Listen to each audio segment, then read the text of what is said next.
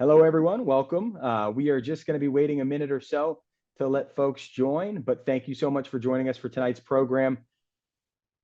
We're excited to have you all here.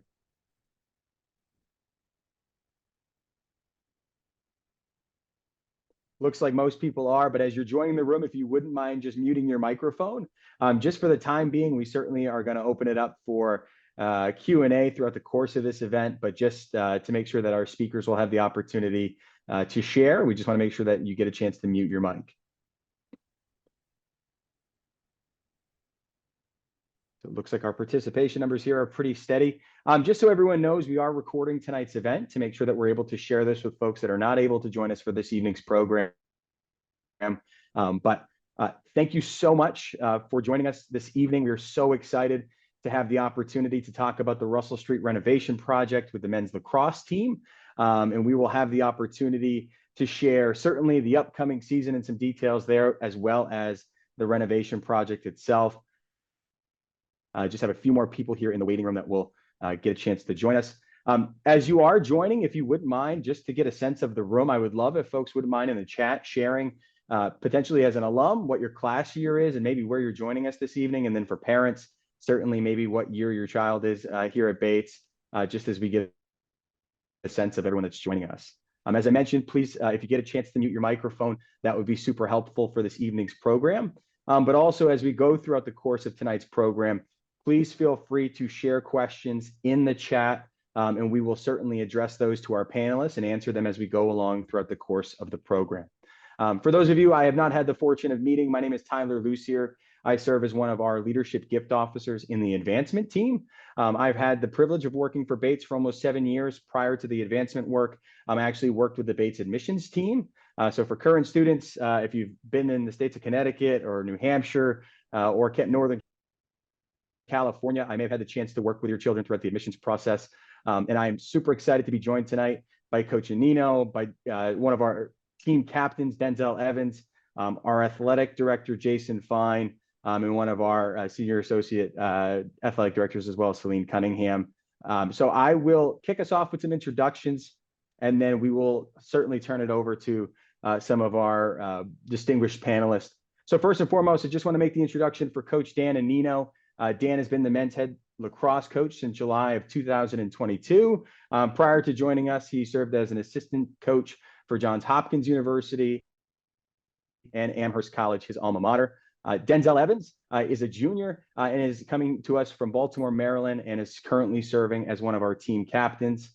And then Celine Cunningham, who will be representing athletics for this evening's program, currently serves as the Deputy Director of Athletics and is a Senior Women Administrator.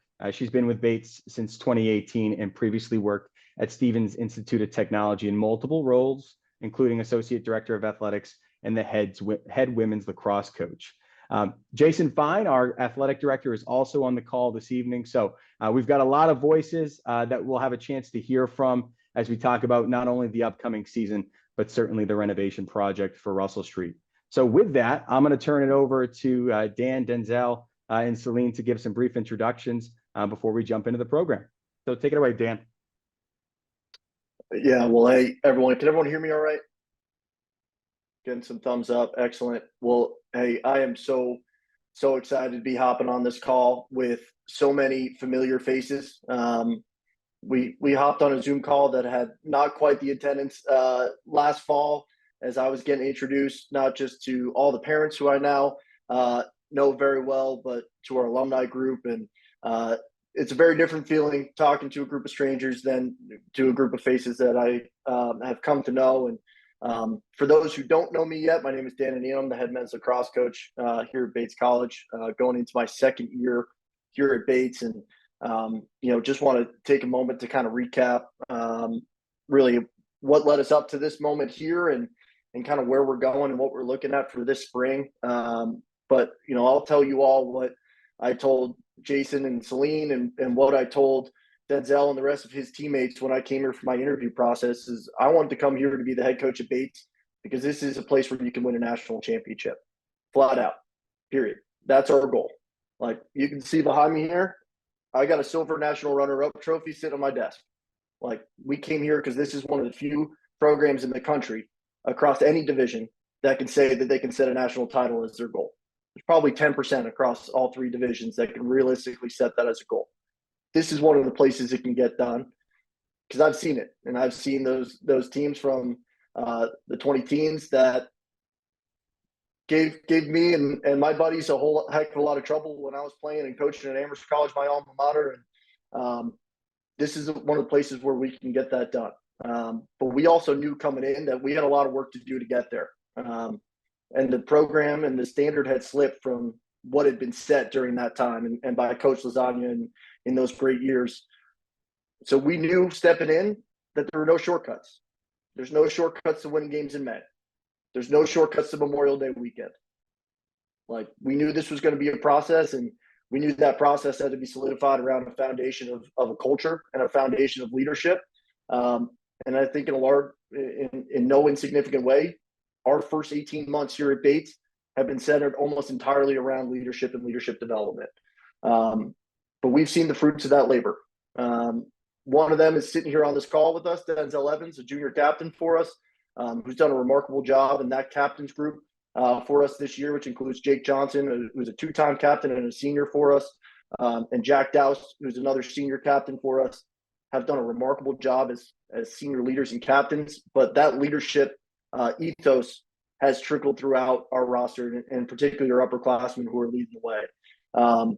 But as we look forward to this year, like, we still have a lot of growing to do, and a lot of growing, maybe even more so than in the past. Like, as we look ahead to this year, we're going to be pretty young.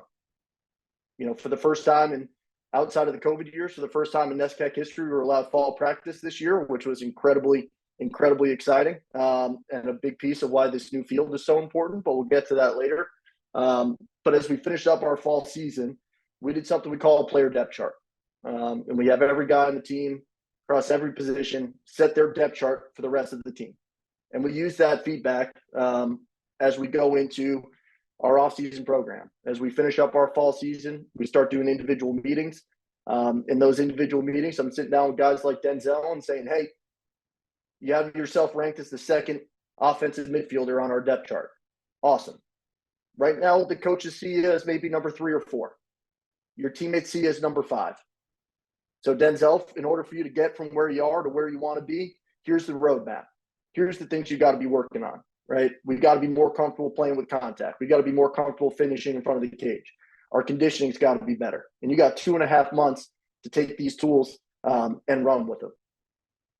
But one of the other kind of interesting byproducts of that process and that project is, if you ask just our team and you ask just the members of our roster to set the starting lineup for our first game, if we were playing tomorrow, no impact, no feedback from the coaches, we would have 6 freshmen starting if we played tomorrow, right? If our team set the lineup, we would have 6 freshmen starting tomorrow. We're going to be real young. I think we're going to take a big step forward in terms of our talent, but we're going to take a big step back in terms of our experience. And we're going to have to lean on that leadership that we've built and lean on that core, not just our captains group, but we're going to have to lean on that core of leadership to help push through some learning curves and push through some challenges. But we're going to start seeing some growth towards getting us back to where we want to be. And we're going to look ahead to a couple recruiting classes full of more guys that are going to come in ready to make an impact. And we're going to look ahead towards a few years down the line feeling like we can compete with everybody. But I think what is something that is really critical for this group right now is the belief that we're moving in the right direction, is the belief that we put in the work. And, you know, we concluded our off-season programming just the other day during our leadership summit. And for those who get my Bobcat Blast email updates, you heard a little bit about that, but a lot of the weekend centered around our belief and the trust of our student athletes to say, hey, we earned it. We earned the right to feel like we can walk into every game this year and compete. We feel like we earned the right to walk into every game this year and have the ability to win. That's something that's been missing for this program the last couple of years, right? But we faced that head on this weekend. We talked about what that meant, right?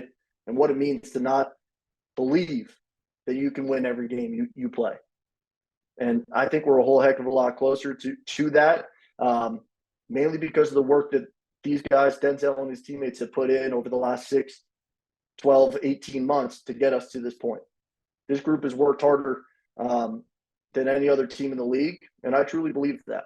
Like, that's not lip service. I told these guys a year ago that we didn't outwork our opponents. So what do we expect, right?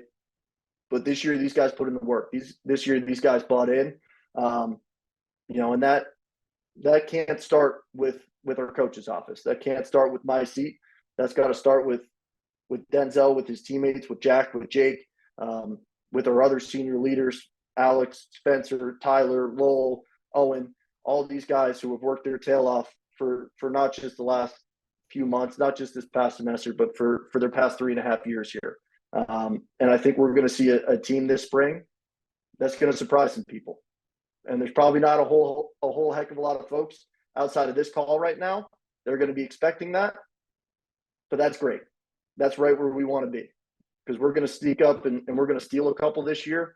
And people are going to start talking about Bates in a little bit of a different light. But it's going to start with that belief and sustaining that belief and being able to ride the waves of a young, inexperienced team and ride that learning curve. But in no small part are we overlooking, what some of the investments that the college is making, right? As I went through my interview process, talking to Jason and Celine about the vision for the department moving forward, about the vision for this program. And this is a place that wants to see this program, this men's lacrosse program, be back where it belongs. And I think we're moving in a pretty special way, and we're going to get an opportunity to hear a little bit more about that later. But Denzel, I kind of want to kick it to you and see if you have anything to share to add on to some of that and your experience here at Bates so far. Yeah, how you guys doing? I'm Denzel Evans, junior captain. Happy to see a lot of familiar faces on here. I'm a biology major and concentration in public health, and I live on 10 Fry, the end of Fry Street.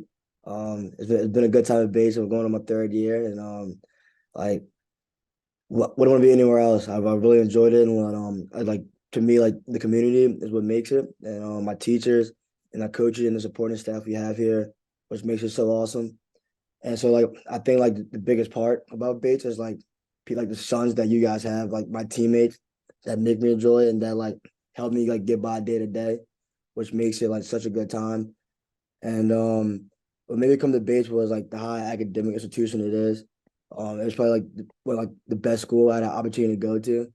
And me and my family sat down and talked, and we were just you have a chance to play at a premier program in a premier league in the NESCAC.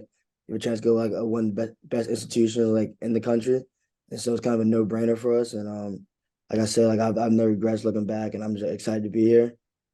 And Coach Annino touched on a lot of it, but about being the athlete part, but being a student athlete, I would say that the experience has gotten better year after year. Just you see the investments that the college is making, just what the school is doing for us, and I just say I appreciate it. And then next year, we're in the field, which is so big, and it's going to help us a lot in the fall and the spring and the years that come, especially for the classes that I come in. But I'm pretty grateful that I had the opportunity to reap the benefits of that next year in my senior year. But still an athlete, it's definitely a grind, but it's a good balance, and you have the support staff here to help you balance those two lives. But it's nothing that's impossible. I'm probably taking one of the hardest majors, but I'm still figuring it out and still having a good time doing it. So it just I would say it's a blessing to be here. And for the season, upcoming season, Coach said it, we're a young team, but we've been preaching something called 360 leadership. And so we have those freshmen and those sophomore underclassmen being leaders too. And I think that's what makes it run. We have an upperclassman, but our ship will only go as far as our underclassmen would take us. So I say we count on them a lot. We get their input a lot, and we talk to them and see what they think about what's going on. Because if things aren't going right with them, then things can't be going right at the top. So we've been trying to change that and try to change from a top down leadership to a 360 and build up from the bottom. And like Coach said, it's been a big culture thing. I think we are going the right direction. I sit down with my kids in my grade. I sit down with the upperclassmen every day. We see them going the right direction. And things like stray here or there, but like a big theme that like we learned this past week was like don't waver. And I feel like as like we keep going on, it's like we don't waver and stay to the course that we'll get to like where we want to be. As coach said, like what our goal is, our program is to get to that spot to play in May. And I think that what we're doing right now, like working hard, going out in the gym, competing with one another, like we're going to get there. And as coach said, just like don't be surprised when the Bobcats steal a couple this year.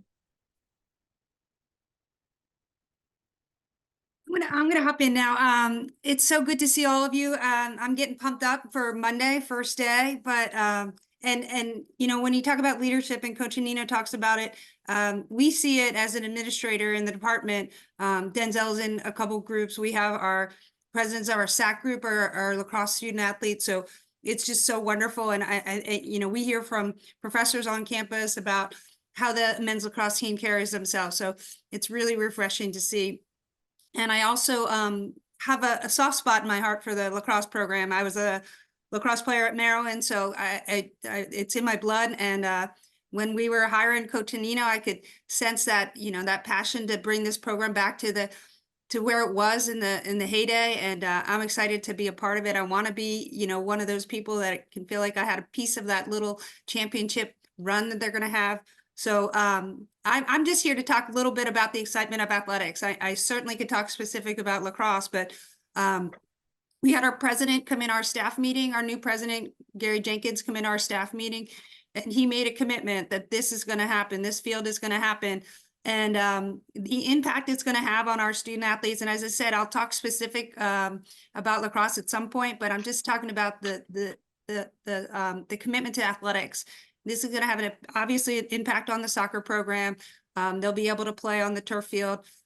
They've had so many challenges with a grass field all through the season. They don't last in the end of the season. So it's going to have a huge impact on our soccer programs. It's going to have a huge impact on our lacrosse program because they're going to be able to find a space to play in the fall in that non-traditional season that they have. They're also going to be able to have a practice in the spring where they can practice at 4:30 on either field, whether it's Garcelon or whether it's Russell Street Field. They're going to be able to get to the dining hall in time to make sure that they're going to get a hot meal before the dining hall closes, when they're traditionally this year, they may have a practice that ends, you know, at 8:30, 9 o'clock. So that becomes a challenge. So there's really a big excitement and buzz about the commitment for athletics. And this is the first step, is the commitment from the college. And I know Tyler will talk specifics about where the college is and contributing this, but it's a great time to be a Bobcat. And I'm really happy that Denzel will reap the benefits of that next year. We did have a student athlete talk, and she was a senior, and you know, she's not going to reap the benefits, but she's going to be a piece of that legacy when we come back and be able to have alumni games on that surface if it's in the fall and there's a football game. But just it's a great time for Bates athletics right now.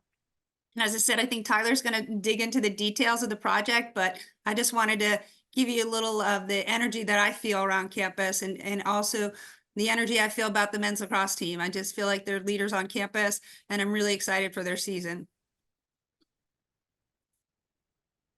Well, thank you for everyone to kick that off. Dan, you know, you got my hands sweating over here like I'm ready to run through a wall. So I appreciate the pep talk. As Celine alluded to, you know, we're really excited about the opportunity to make an investment and really renovate the Russell Street field and turn that into a complex that we can all be really proud of.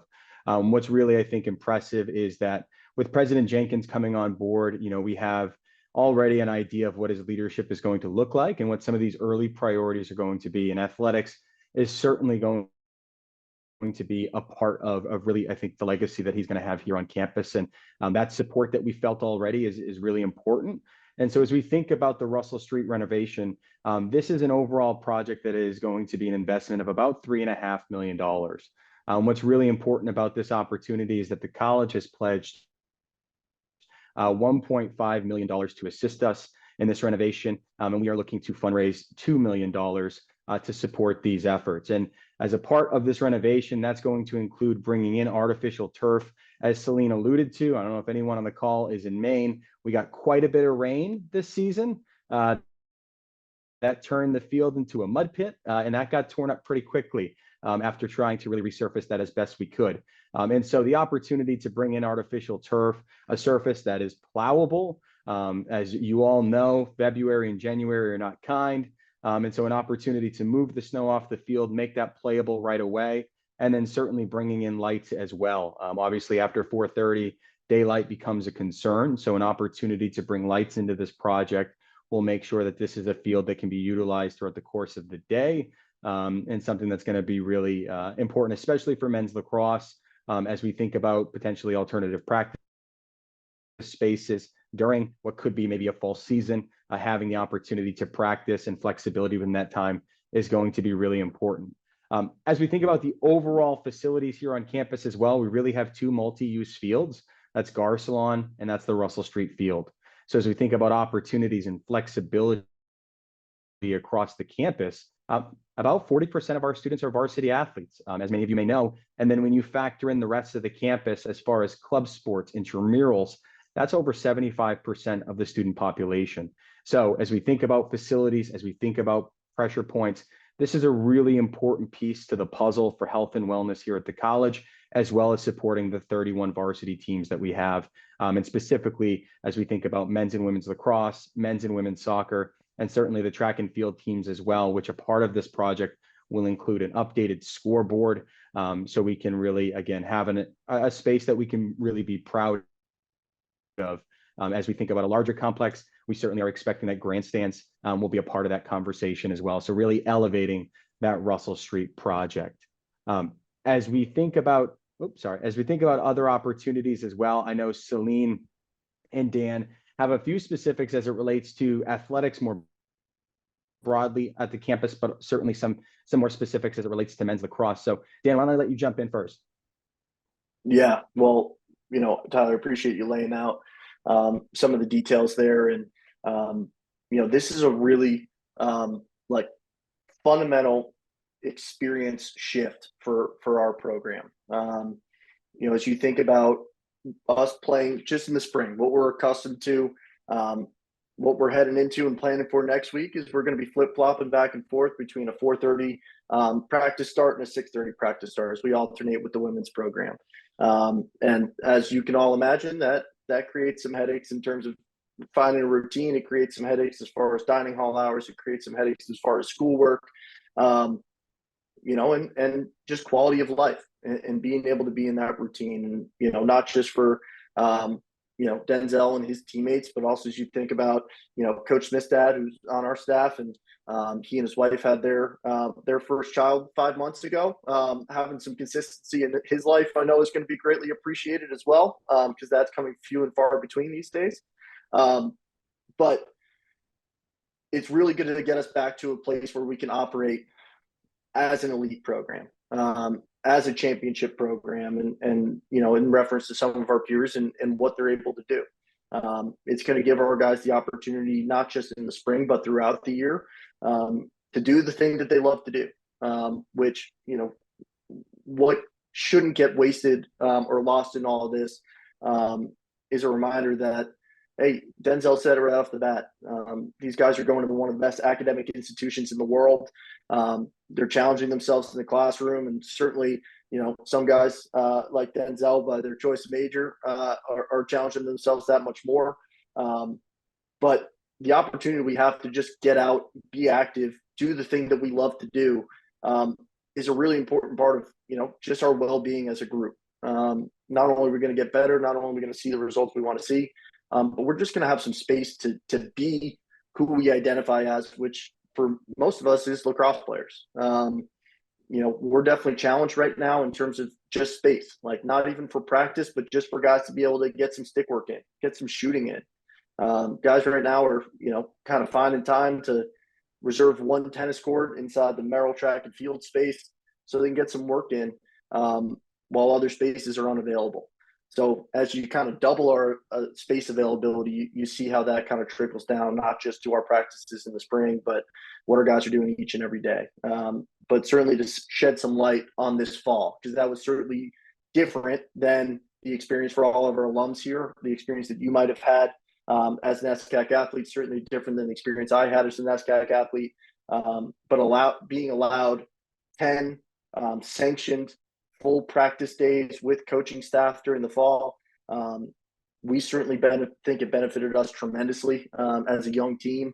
But there were a lot of challenges associated with that, especially kind of being the guinea pig this time around as far as being the first one to deal with this. And I think we got a little bit of a better plan here for our space for the fall sports, who will be starting their non-traditional season here this spring. But, you know, of those 10 days, we had this beautiful plan of, hey, we're going to practice, you know, twice a week in the evenings for 5 weeks, and boom, we're done. But we probably ended up with 3 or 4 or 5 of our practices getting bumped or rescheduled, you know, as the soccer programs had to move from Russell Street over to Garcelon, which kicked football practice back, which kicked us, you know, back, or, you know, whatever it may be. So you see with 31 varsity programs here at Bates all competing for time on one field, not to mention all the other students who would love to get out on the field, you see how that adds up pretty quickly. So one thing I can tell you, and I hope this might be the first thing that came to mind for all of our alumni, like, we're not leaving Garcelon. Like, Garcelon's our home field, and that ain't changing. Like, we're going to play smack dab in the middle of campus. We're going to be hosting NESCAC playoff games smack dab in the middle of campus. Like, that's not going anywhere. But having an additional facility for us to be able to practice and be able to build some more consistency into our schedule is, you know, I think a really significant step forward in providing an elite student athlete experience for our guys.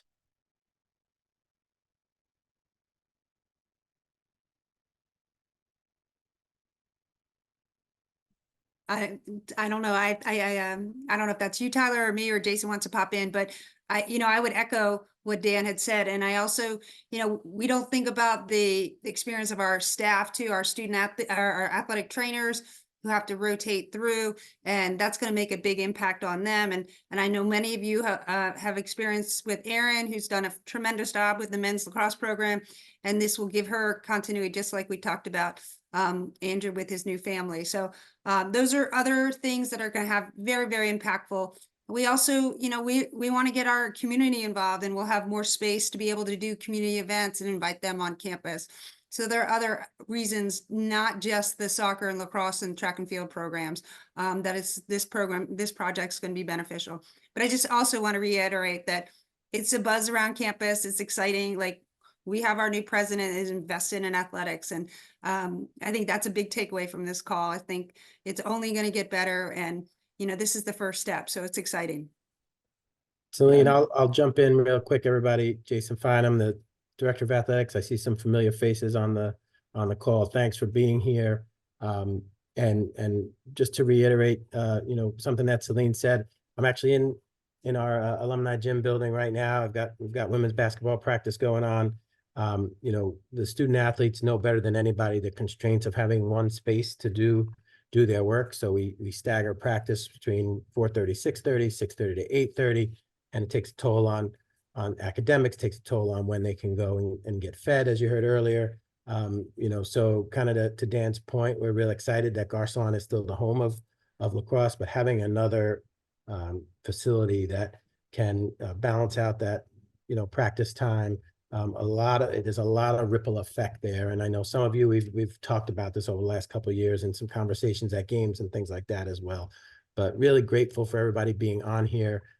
Excited, been doing this now for 6.5, almost 7 years here, and never have we had the momentum and the support from the trustees and the president that I think we have right now. So just wanted to jump on, say hello. And I know, Tyler, we're going to hopefully take some questions and see what folks have to say. Absolutely. Thank you for those updates. I did want to share, I threw out numbers pretty quickly. And as we talk about the project, there's a lot of important facts as we think about the overall $2 million fundraising goal for the $3.5 million project. I do want to share that we have so far been able to raise, without really going into the full public launch quite yet, roughly $500,000 towards that $2 million goal. So as we think about the opportunities, I was able to share the website in the chat, which will bring you to the main landing page for the Russell Street renovation project to give you a potential visual of what the field may look like. Also some links so you can see some of the video content and be able to see where you may all ultimately also support the project, whether you're certainly working with a member of our team or if you'd like to make a gift online. But also, please know that supporting this project does not just come in the form of donations, but also sharing this with other alumni and other Bates supporters and families that may not be able to join us this evening. We certainly want to get the buzz out there and want to continue to share this project with as many people as we can. So support comes in a lot of ways. With that being said, we certainly welcome questions. I'm sure folks want to hear from other members of the call. So if anyone would like to unmute their microphone and ask a question, please feel free to do so. If you're more comfortable putting a question in the chat, you can certainly do that as well. But I will pause here for a second and see if anyone would like to unmute their microphone and ask a question. All right. Well, with that in mind, I do want to respect everyone's time. I know we're at 8 o'clock here on the East Coast. So thank you to everyone for joining us. The one thing that I will ask, please, please, please keep an eye on your email, phone calls coming from Lewiston. We certainly want to continue to be engaged as best we can. We're going to be sharing more materials in the weeks to come as we look to really launch this project with the wider public. And again, if you have the opportunity to share this within your network, by all means. If you'd like to have a discussion about ways that you can make an impact, please feel free to email me or any member of our team, give us a call, or certainly take a look at the website. And certainly we'll try to make it as easy as you can to contribute in whatever way you see fit. So thank you to all of my panelists who joined this evening. Denzel for staying up late and joining us as well. And I hope you all have a wonderful evening. And we are excited about all the things to come for the Bates Bobcats. So have a great evening, everyone. And thank you so much. Thanks, guys. Good luck, Denzel. All right. Thank you. Have a good night. See you guys. Thanks. Thank you, everyone. Thank you, everybody. Thanks, everybody.